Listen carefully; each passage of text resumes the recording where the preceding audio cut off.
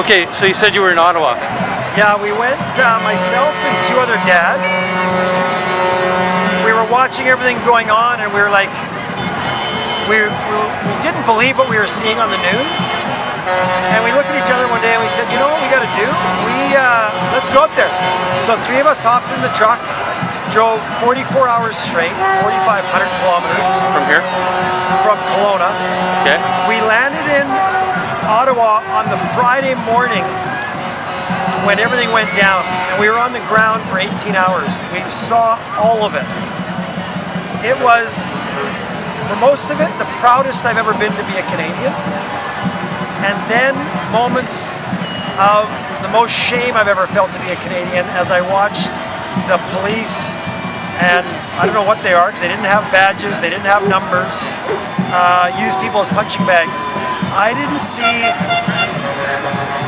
there was not an ounce of aggression from anybody I saw on the protester side, the peaceful protester side, but cops being super aggressive, smashing the windows out of cars they didn't need to smash, and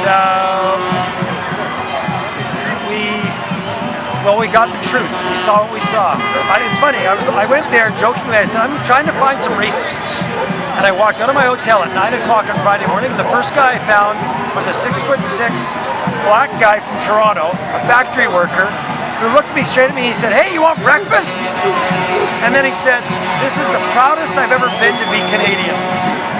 I'm like, oh, there's the racist I found, right? His name was Pete. He was a beauty. He's such a good guy. So we chatted for 15, 20 minutes.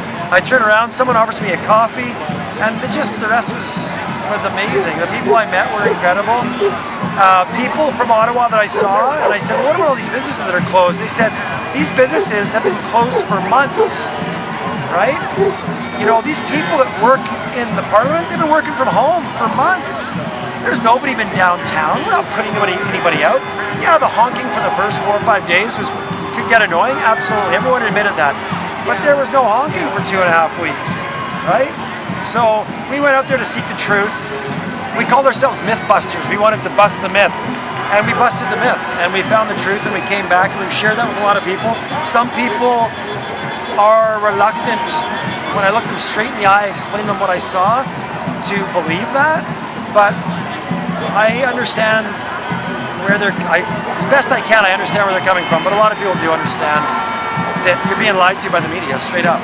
Like you are being lied to. And if they're lying to you about that, then what else are they lying to you about?